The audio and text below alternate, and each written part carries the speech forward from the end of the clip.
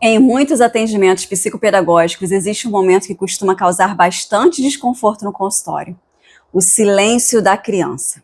Ela não responde, evita o olhar, não fala sobre o que sente. Às vezes, apenas mexe nos objetos ou permanece quieta. E então surgem perguntas como: ela não quer colaborar? Ela não entende? Ela está desinteressada? Na psicopedagogia, aprendemos algo fundamental: o silêncio também comunica. E hoje, quero te convidar a escutar o que existe por trás do silêncio da criança durante a avaliação psicopedagógica.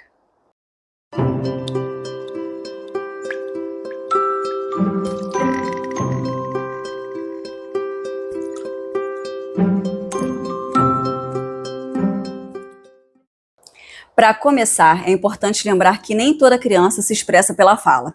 Algumas crianças falam com o corpo, outras com o brincar, outras com o olhar e algumas com o silêncio.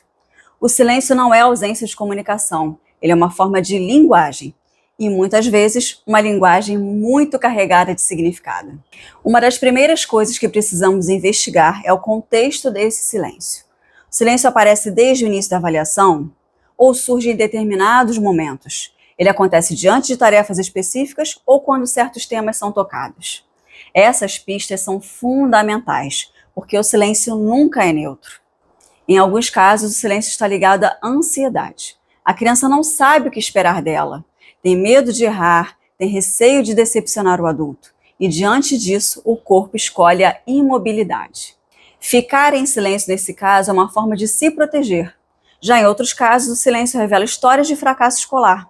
Crianças que já ouviram muitas vezes que não sabem, que não conseguem, que são lentas, que não acompanham a turma, aprendem que falar pode ser perigoso. Porque nesse momento, falar pode expor o erro, e o erro para elas já doeu demais. Então o silêncio surge como defesa. Há também situações em que o silêncio está ligado a dificuldades cognitivas. A criança até tenta responder, mas não consegue organizar o pensamento, nem nomear o que sente ou estruturar uma resposta.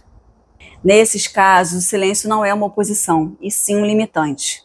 E esse silêncio precisa ser respeitado para que possamos construir caminhos possíveis de expressão. A psicopedagoga Sara Paim nos ensina que o sintoma da aprendizagem é sempre uma resposta do sujeito à sua história e ao seu contexto. O silêncio, então, é muitas vezes parte desse sintoma, e ele pode estar dizendo nesse momento: não me sinto seguro, não sei o que fazer, não quero errar, não consigo colocar em palavras. E quando rotulamos esse silêncio como desinteresse ou resistência, perdemos a chance de compreendê-lo. Outro ponto muito importante é observar como o adulto reage ao silêncio. A pressa em preencher o vazio, a insistência em perguntas ou a cobrança por respostas imediatas podem aumentar ainda mais o bloqueio da criança. Na avaliação psicopedagógica, o silêncio também precisa de tempo. Tempo para que a criança confie, tempo para que o vínculo se estabeleça, tempo para que o desejo aconteça. Aqui nesse caso, brincar volta a ser um grande aliado. Muitas crianças que não falam, brincam. E ao brincar, mostram aquilo que ainda não conseguem dizer. O jogo oferece espaço menos ameaçador, onde a criança pode se expressar sem se sentir avaliado o tempo todo. O silêncio também pode nos comunicar questões emocionais mais profundas. Crianças que vivem o luto, separações difíceis, conflitos familiares, experiências traumáticas podem silenciar porque ainda não têm recursos psíquicos para elaborar essas vivências. Nesses casos, o silêncio não pede insistência, pede acolhimento. Um erro comum é tentar fazer a criança falar a qualquer custo. Na psicopedagogia, aprendemos que nem tudo precisa ser dito em palavras. Às vezes, o que a criança mais precisa é sentir que pode ficar em silêncio sem ser pressionada. E, paradoxalmente, é quando o silêncio é respeitado que a fala começa a aparecer. Durante a avaliação, o silêncio também nos ajuda a observar tolerância à frustração, relação com a espera, capacidade de iniciativa, dependência do adulto e até o nível de ansiedade.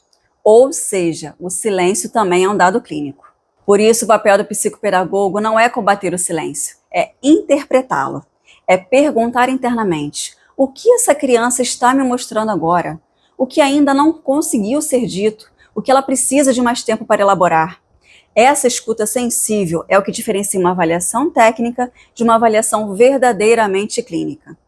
Se você é mãe, pai ou professor, talvez seja importante lembrar que quando uma criança se cala, ela não está vazia. Ela está cheia de algo que ainda não encontrou uma forma de sair. E o adulto que respeita esse tempo se torna um facilitador do processo do aprender. Se esse conteúdo ampliou seu olhar, compartilhe com outros profissionais e familiares. Quanto mais aprendermos a escutar o silêncio da criança, menos corremos o risco de interpretar mal o que ela está tentando comunicar. E se você deseja continuar aprofundando seu olhar sobre a avaliação psicopedagógica, a aprendizagem e infância, se inscreva aqui no canal.